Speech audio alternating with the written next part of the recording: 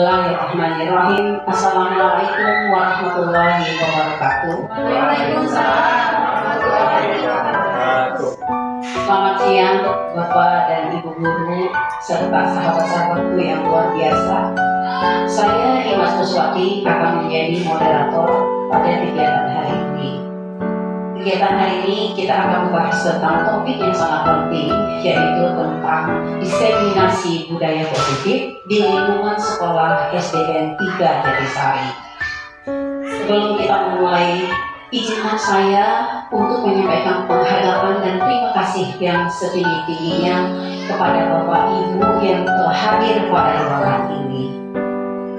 Adapun rangkaian acara kita hari ini terdiri dari satu, pembukaan, yang kedua, prakata dari ibu kepala sekolah, yang ketiga, pengimbasan atau diseminasi budaya positif oleh CGP, yang keempat, tanya jawab, dan yang terakhir adalah tutup. Baiklah Bapak Ibu, marilah kita buka acara ini dengan membacakan basmalah bersama-sama. Bismillahirrahmanirrahim. Dilanjutkan dengan acara kedua, yaitu prakata dari Ibu Kepala Sekolah kepada Ibu Aas Aisyah Nurhilal SPD SD. Saya persilahkan.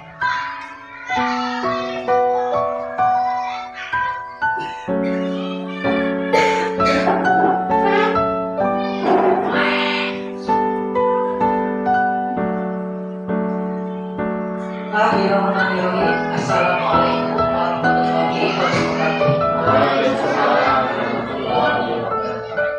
Terima kasih kepada pembawa acara yang telah memberikan waktunya untuk saya menyampaikan sambutan.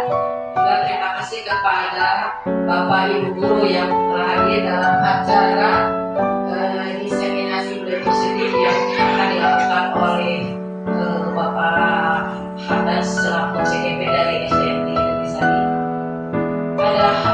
Ada hal yang ingin saya sampaikan pada kesempatan ini, terutama saya sangat mendukung sekali dengan adanya CGP dari sekolah SDN 3 Jatisari dan mendukung juga memotivasi untuk yang lainnya supaya mengikuti CGP seperti yang telah dilakukan Pak Hamdan. Untuk acara hari ini yaitu tentang aksi nyata diseminasi budaya positif, saya sangat memberikan oplos yang luar biasa karena dengan diseminasi budaya positif atau pengibasan budaya positif berarti kan itu menularkan sesuatu hal yang positif bagi kita, yang baik, yang mana mungkin kita bisa meniru atau untuk bisa merealisasikannya di dalam tugas kita sehari-hari di lingkungan SDN 3 Jatisari. Saya memberikan dukungan penuh kepada Pak Hamdan untuk terus maju berkarya dan bisa mengimbaskan ilmu yang didapatnya dari CGP kepada rekan-rekan guru khususnya di SDN 3 Jatisari dan umumnya mungkin di wilayah Bungkus Sinanggali yang lain adalah Bungkus kita ya. Mungkin sambutan yang saya sampaikan itu saja. Lebih baik dari Assalamualaikum warahmatullahi wabarakatuh.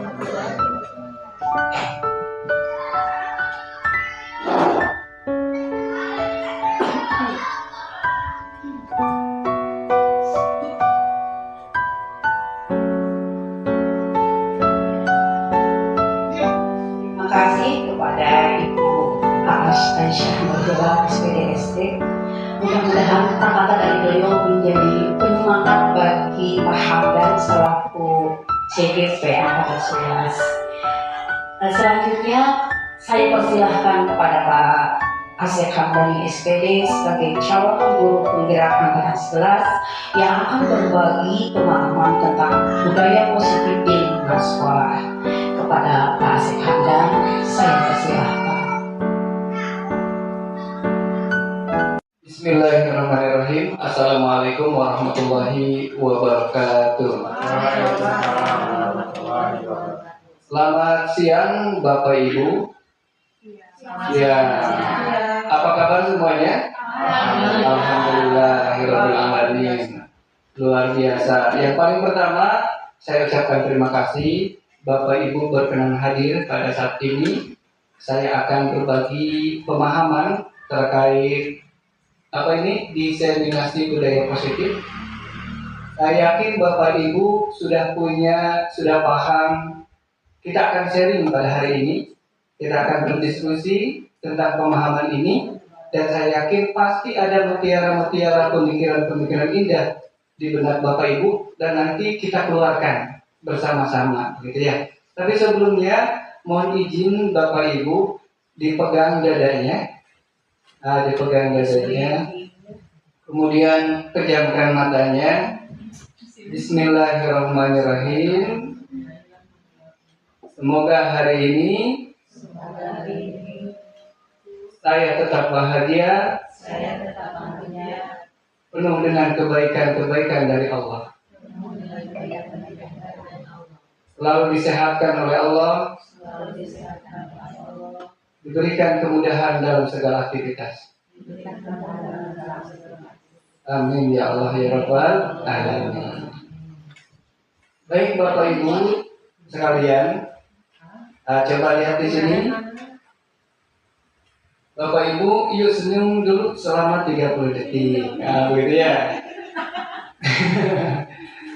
Buka mulut, ketawa 1 kali. Satu kali, Bu. Buka mulut, ketawa 2 kali. Luar biasa. Buka mulut, ketawa 3 kali.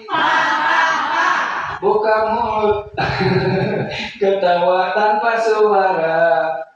Luar biasa. Terima kasih Bapak Ibu. Terima kasih, luar biasa.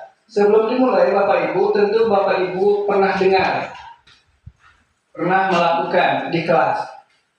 Ada sebuah kesepakatan atau ada sebuah keyakinan yang dibangun di kelas sebelum pembelajaran atau di awal pembelajaran. Nah, pada forum disimulasi kali ini, saya juga ingin mengajak Bapak Ibu untuk mengeluarkan pendapatnya. Kira-kira ketika Bapak Ibu mengikuti forum ini, yang pertama, sepakat atau tidak menjadi pendengar yang baik? Maka kemudian menghargai pendapat, pandangan siapapun. Boleh ditambah Bu Imas apa? Mengemukakan pendapat. Boleh mengemukakan pendapat. Bagus. Bu Bunga? Atau ada yang lain? Silakan.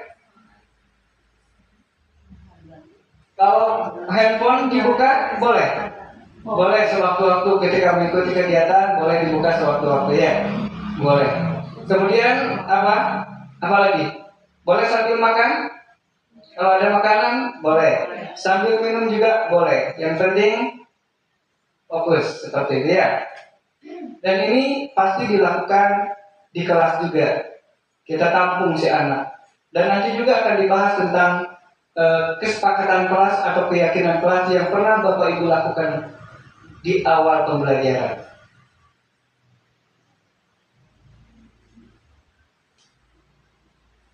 Latar belakang kegiatan pengimbasan ini dilaksanakan dalam rangka menyebarluaskan informasi, pemahaman tentang budaya positif, konsep-konsep intinya di satuan pendidikan. Diharapkan melalui kegiatan ini Bapak Ibu memiliki kesadaran, memiliki ketanggung jawab bersama untuk berkolaborasi mewujudkan sekolah yang nyaman, aman, dan berpihak kepada murid melalui penerapan budaya positif. Dan nanti saya juga ingin mendengar dari Bapak Ibu, kira-kira kalau mendengar tentang budaya positif itu apa kira-kira? Nanti ya Bapak Ibu, mohon disampaikan. Pada hari ini konten yang akan dibahas itu ada 7.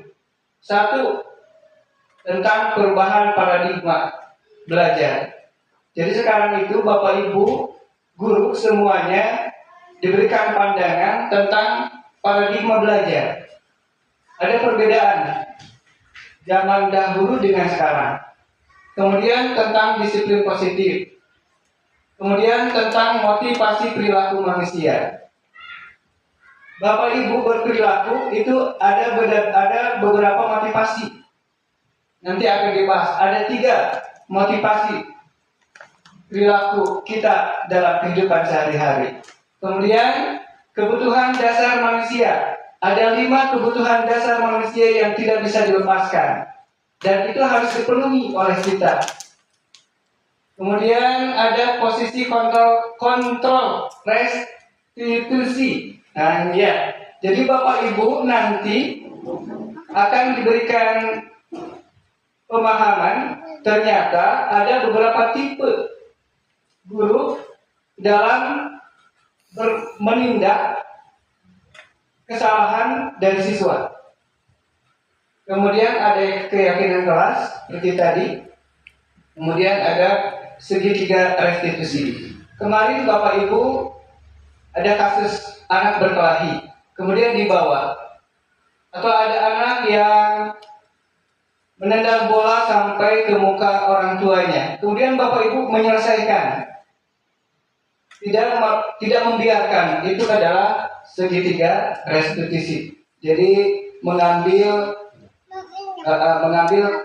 solusi secepat mungkin. Baik Bapak Ibu. Nah, ini perubahan paradigma belajar. Paradigma perubahan belajar di sini berdasarkan pendapat dari Ki Hajar Dewantara. Pertama, pendidikan adalah tempat persemaian benih-benih kebudayaan dalam masyarakat. Pendidikan menjadi salah satu kunci utama untuk menciptakan manusia Indonesia yang beradab.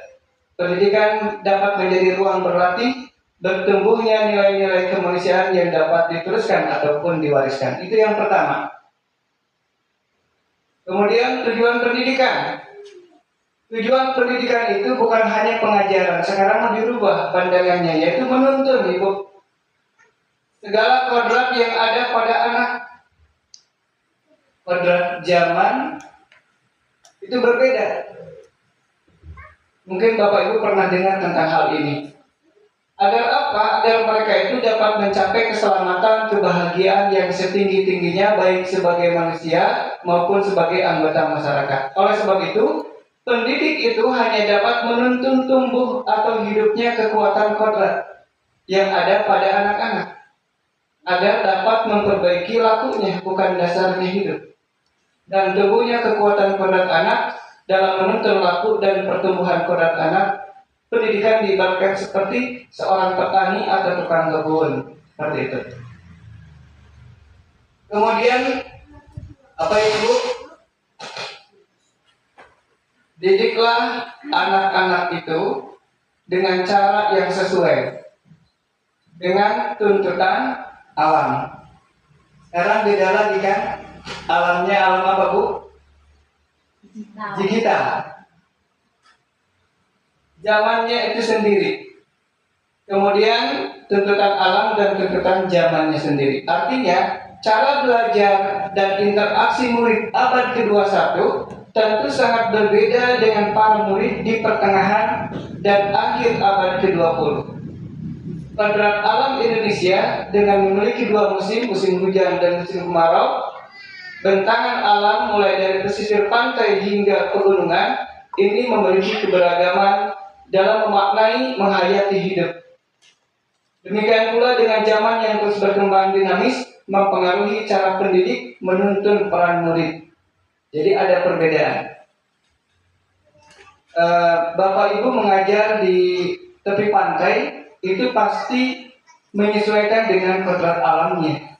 Si anak itu dipastikan akan berkaitan dengan kondisi lingkungannya. Yang terakhir, tentang budi pekerti merupakan keseimbangan hidup antar cipta, rasa, karsa, dan karya. Ini harus diselaraskan Ibu Bapak.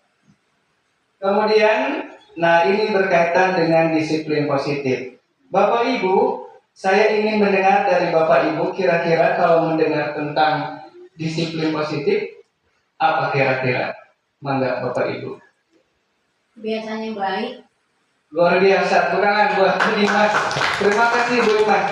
Bu Imas berpendapat bahwa disiplin positif itu kebiasaan-kebiasaan baik yang dilakukan oleh peserta didik di lingkungan sekolah. Ada lagi yang mau menambahkan, Bapak Ibu? Ada lagi? Disiplin positif merupakan suatu cara penerapan disiplin yang mengajarkan anak bertanggung jawab dan menumbuhkan kesadaran diri berdasarkan nilai-nilai kebajikan.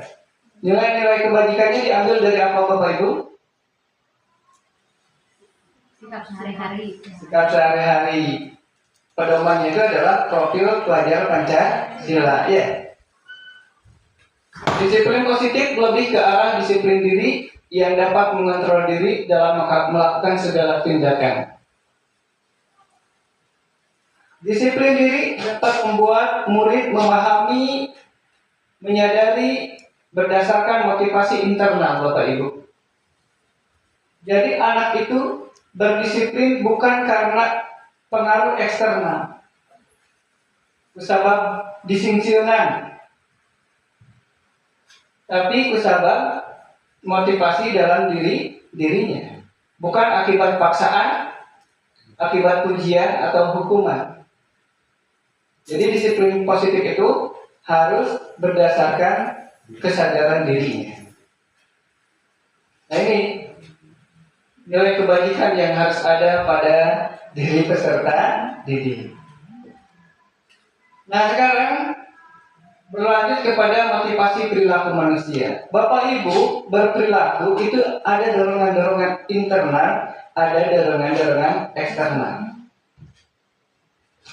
Kira-kira ada berapa motivasi? Atau apa motivasi perilaku manusia? Yang pertama apa, Bapak Ibu? Kira-kira yang masih ingat?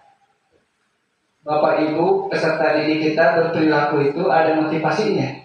Yang pertama apa? Ayo jangan tersalah. Boleh, Bapak Ibu? Meniru dari orang lain. Meniru dari orang lain boleh. Tuh Bapak Ibu. 3 motivasi perilaku manusia, baik peserta didik ataupun guru. Secara eksternal, perilaku kita itu kebanyakan atau biasanya untuk menghindari ketidaknyamanan atau hukuman.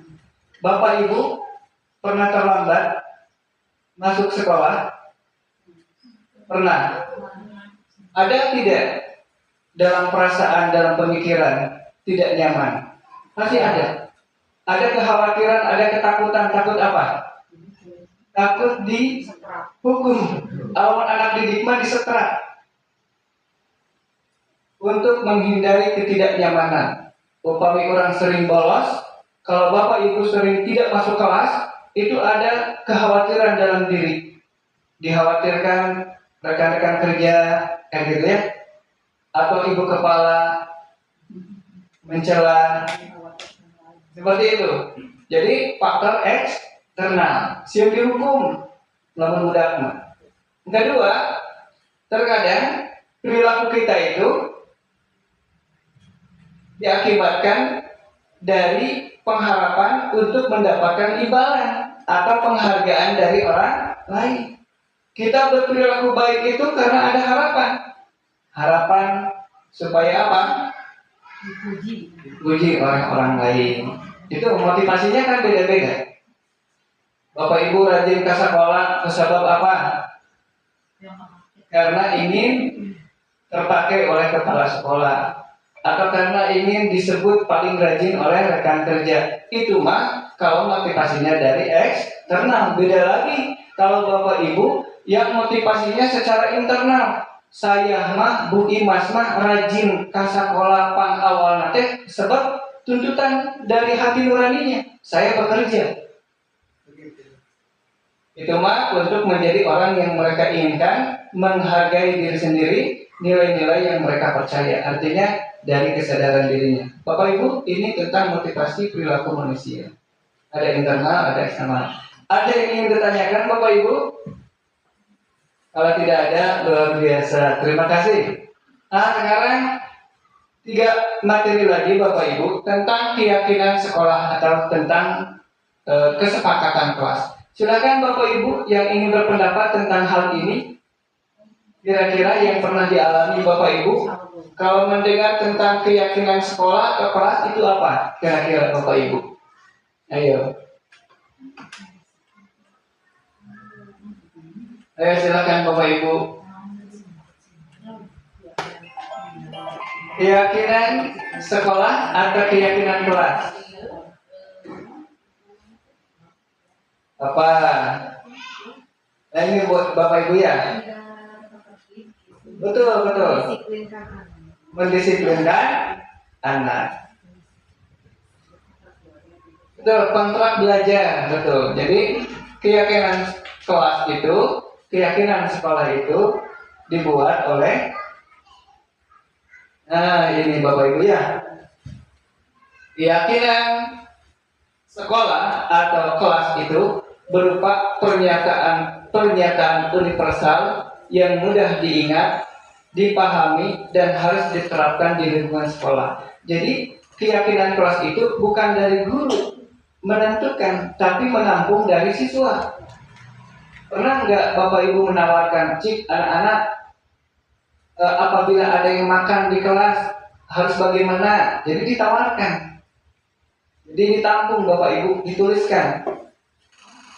Hindari kata-kata negatif, harus kata-kata positif. Misalnya Bapak Ibu, kalau di kelas si anak itu tidak boleh ngobrol, jangan menulis, jangan ngobrol ketika belajar, tapi dirubah dengan kata-kata positif. Kira-kira apa contohnya?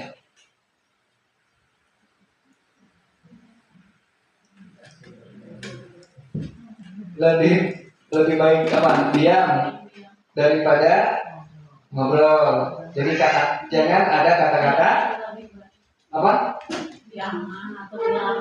Oh, dilarang, dan jangan diterapkan karena itu kata-kata negatif. Nah, ini guru itu berperan dalam mewujudkan terbentuknya keyakinan sekolah atau kelas dengan adanya kesepakatan antara guru dan murid. Bapak Ibu sudah melakukannya di kelas ya? Kalau kelas bawah malah udah susah nyebutnya. Susah. Nah, itu namanya tayang guru. Nah, ini bukti keyakinan kelas yang ditempelkan. Jadi si anak itu kalau melanggar tuh lihat ada keyakinan kelas yang dilanggar, konsekuensinya apa? Itu ya Bapak Ibu ya. Nah, ini ice breaking. Bu Mas mau ice breaking? Silakan dari Bapak Ibu guru mau ice breaking langsung saja. Ya, baik. Gaskeun. Kebutuhan dasar manusia. Kira-kira Bapak Ibu kebutuhan dasar manusia itu yang pertama apa? Oh iya, kalau itu mah sandang, papan, tangan. Itu kebutuhan kita ya. Baik. Nah, ketika seorang murid melakukan suatu perbuatan yang bertentangan dengan nilai-nilai kebajikan atau melanggar peraturan, hal itu sebenarnya dikarenakan mereka itu gagal memenuhi kebutuhan dasar mereka. Jadi ada kebutuhan dasar yang belum terpenuhi. Ibu-ibu marah di rumah, tidak mau mengerjakan pekerjaan rumah, diam. Berarti ada kebutuhan dasar yang belum terpenuhi. Begitu juga ketika Bapak Ibu menghadapi peserta didik di kelas 6, Pak Ade, itu ada anak yang luar biasa dan belum terpenuhi kebutuhan dasarnya. Kan kita langsung menghukum. Sebetulnya itu harus dipelajari menurut teori ini. 5 kebutuhan dasarnya itu apa? Pertama, bertahan hidup. Yang kedua, kasih sayang. Peserta didik kita itu kasih sayang. Kemudian kebebasan, kesenangan, penguasaan. 5 kebutuhan dasar ini ada pada diri kita sebagai pendidik dan ada pada peserta didik juga. Dan ini harus dipenuhi. Apa saja? Contoh Bu, studi kasus nih. Maaf, ini ada Ibu Hasna ya. Biasanya di kelas Ibu Hasna siapa yang paling susah diatur? Yang nakal ya. Egi. Oh, kalau di sini mah Ivan yang jarang menulis. Kelas Bumol ya dulu mah. Ibu Hasna, guru sekaligus wali kelas 5. Bingung, confused menghadapi ulang salah satu murid di kelasnya. Ivan, ada Ivan? Siapa namanya? Bukan Ivan, siapa? Oh, Egi. Bahkan beberapa anak mengeluhkan Egi yang seringkali meminta bekal. Ini mah kasus nanti suka meminta bekal makan siang dengan paksa. Jika menghadapi situasi seperti itu, Ibu Hasna, apa yang Anda lakukan? Menurut Bapak Ibu, kira-kira apa alasan Egi melakukan hal itu? Dan ini harus dipelajari Bapak Ibu. Jangan langsung dihukum. Nah itu ya. Satu, alasan Egi karena ia lapar. Setelah dipelajari Bapak Ibu, setelah dipanggil, ditaruh, lagi itu kedah nama. Ditaruh, dipanggil, dikomunikasikan, lalu di SMP guru BK. Ia lapar, orang tuanya tidak membawakan bekal makan siang, maka kebutuhan dasar yang sedang berusaha dipenuhi oleh Egi adalah kebutuhan untuk bertahan hidup, survival. Kalau di bakalan dulunya, nah itu kesabar lapar. Jadi kebutuhan dasarnya itu adalah bertahan hidup. Lalu di sekolah Bapak Ibu guru melapar jajan, nyamuk, nah, gitu kan. Baik, kedua Bu. Alasan kedua, Egi itu ia merasa senang temannya menjadi jadi mau pusat perhatian ibunya. Jadi ingin diperhatikan, butuh kasih sayang. Ketika temannya melaporkan tindakan itu pada gurunya dan gurunya memberitahu orang tuanya, sehingga orang tuanya jadi memperhatikan dia, tuh ternyata ini Egi itu ingin diperhatikan oleh kedua orang tuanya. Maka kebutuhan dasar yang sedang dipenuhi Egi adalah kebutuhan akan kasih sayang dan rasa diterima. Seperti itu Bapak Ibu. Alasan yang kalau Bapak Ibu guru, kalau ingin diterima, ingin diperhatikan oleh rekan-rekan guru yang lain, berbagai cara dilakukannya. Tidak juga ya. Kita mah luar biasa kooperatif ya, seperti itu. Alasan yang ketiga, karena temannya jadi takut dengan dia dan menurut keinginannya, maka sebetulnya Egi itu sedang berusaha memenuhi kebutuhan dasarnya, yaitu kekuasaan, ingin menguasai. Dan yang terakhir, yang keempat, karena dia merasa bosan Bapak Ibu. Bosan budak teh di sekolah teh di kelas teh dek cali teh ternyata bosan. Lamun san paham dan mah writing terus sama writing kan gitu nya. Apa? Writing gitu.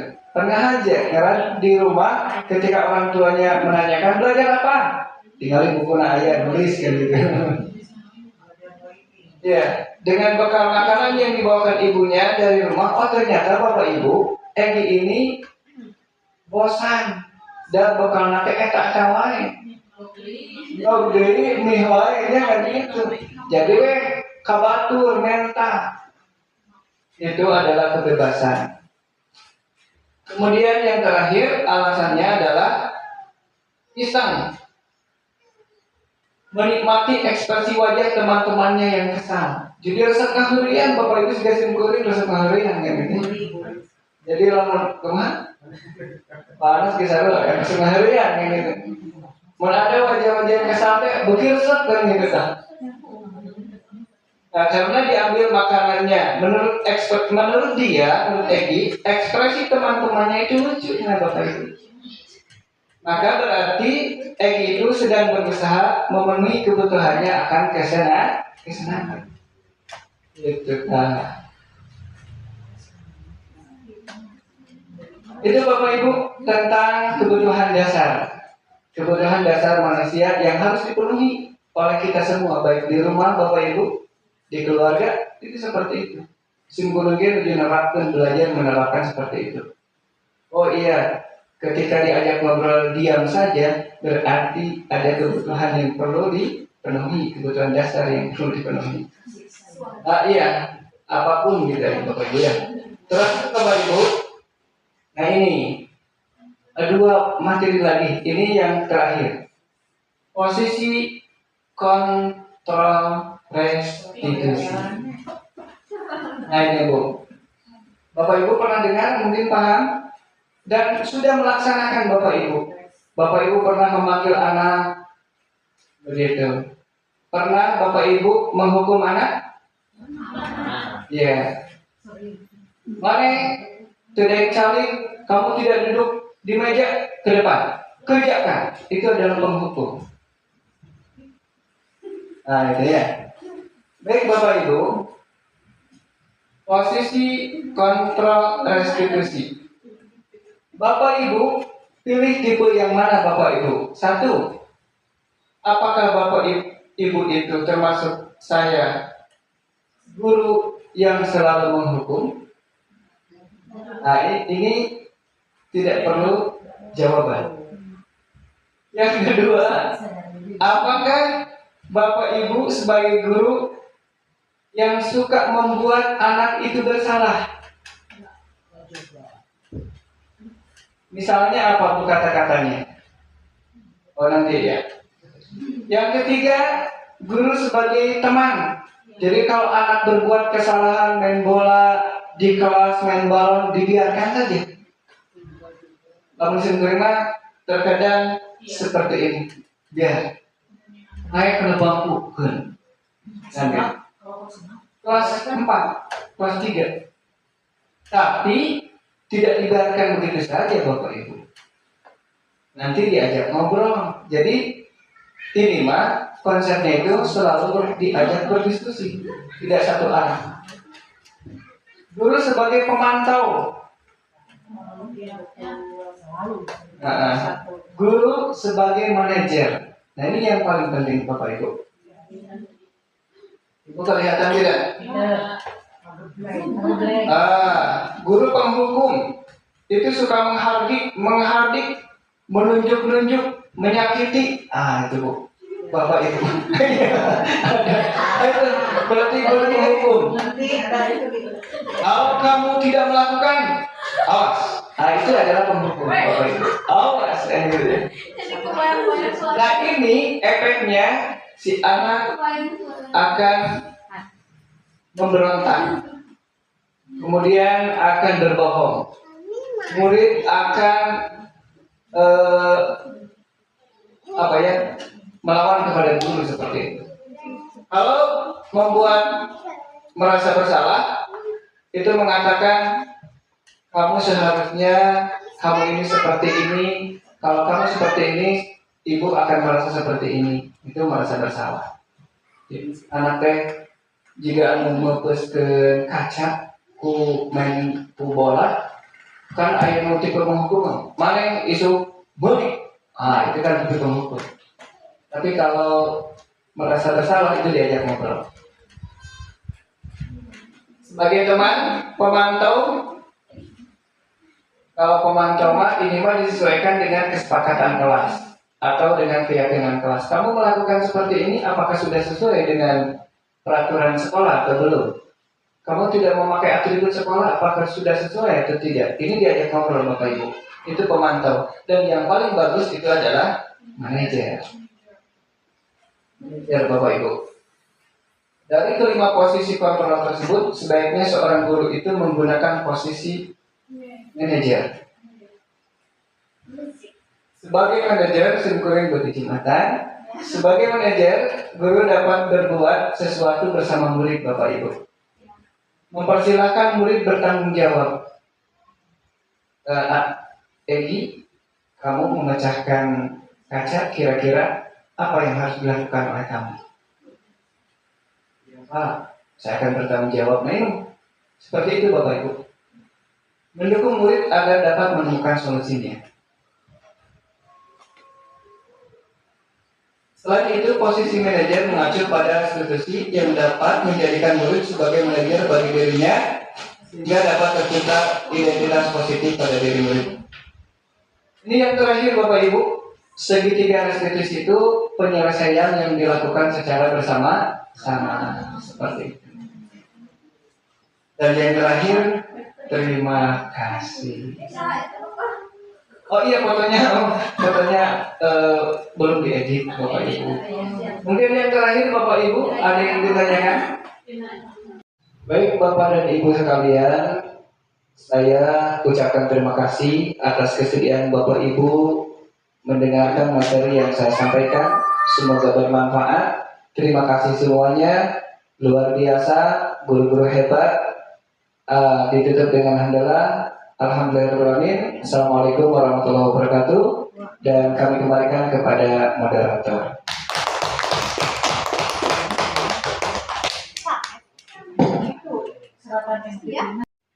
Alhamdulillah, kita berikan aplaus yang luar biasa atas saya yang sangat menginspirasi bagi kita semua. Mudah-mudahan apa yang disampaikan oleh beliau menjadi motivasi, inspirasi bagi kita sebagai guru di SDN 3 Jatisari dalam mendiseminasi budaya positif di sekolah kita. Sekali lagi terima kasih atas pemaparannya, mudah-mudahan bermanfaat bagi kita semua. Marilah kita tutup acara ini dengan bacaan hamdalah bersama-sama.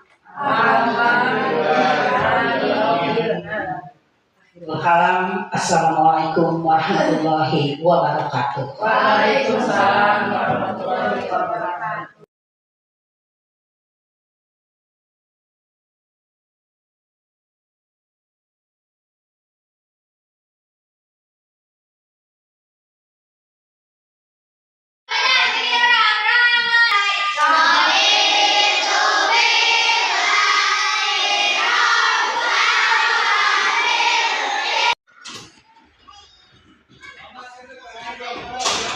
Waalaikumsalam warahmatullahi wabarakatuh. Selamat pagi, San. Silakan duduk, San. Apa kabar, San? Baik, alhamdulillah ya. Isam tahu tidak mengapa Isam dipanggil sama Bapak? Tahu apa? Saya makan buah sampai pelajaran di Ketika apa?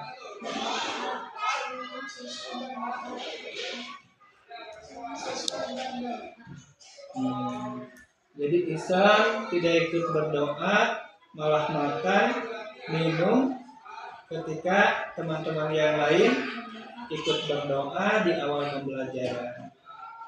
Menurut Isam, Bapak Ibu dengar, kira-kira kalau makan dan minum ketika orang lain berdoa, Isam tidak ikut berdoa, malah makan dan minum, itu sebuah kesalahan bukan?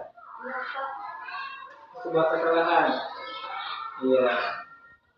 Baik, Isam, semua orang dipastikan punya kesalahan, termasuk Bapak juga sama. Terkadang berbuat kesalahan seperti apa yang dilakukan oleh Isam ya.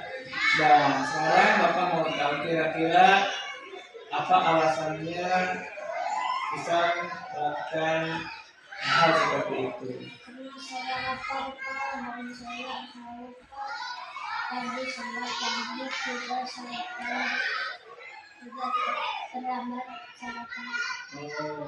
Jadi alasannya Isam itu makan minum ketika berdoa itu karena lapar dan haus, karena tadi pagi terlambat sarapan. Oke, kalau begitu tidak apa-apa. Oh begitu, San. Apakah kamu masih ingat keyakinan kelas kita? Masih. Kalau masih ingat, kira-kira yang kamu lakukan itu sudah sesuai dengan keyakinan kelas atau belum? Belum. Kira-kira keyakinan kelas yang mana? Yang disiplin. Oh baik, berarti Isam itu belum bisa menerapkan kedisiplinan di kelas. Nah, ternyata Isam sudah tahu bahwa itu apa, tidak disiplin. Nah, ternyata Isam sudah tahu. Apakah Isam punya solusi untuk masalah ini? Iya, apa saja? Ya, kira-kira.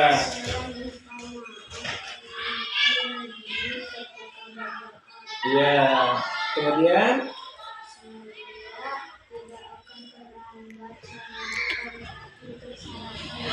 oh begitu. Jadi yang pertama permohonan maaf untuk tidak makan dan minum ketika berdoa. Kemudian yang kedua, Islam itu tidak akan terlambat kembali untuk sarapan di rumah. Kemudian apa lagi?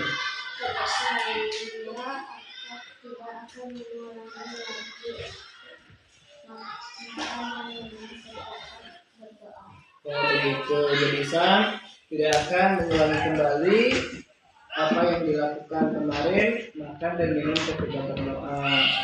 Baik, Pak Hamdan, apresiasi, ucapan terima kasih untuk tanggung jawabmu, untuk tanggapannya, dan kamu sekarang boleh kembali istirahat. Ya, baik, salam dulu ya. Terima kasih ya. Yuk, Mas Soleh, silakan. Assalamualaikum warahmatullahi wabarakatuh. Perkenalkan, nama saya Hisham kelas 4. Terima kasih Bapak Guru, perasaan saya senang sekali. Saya diajak berdiskusi oleh Bapak untuk memperbaiki kesalahan yang saya lakukan. Insya Allah ke depan saya menaati peraturan sekolah dan kesepakatan kelas. Assalamualaikum.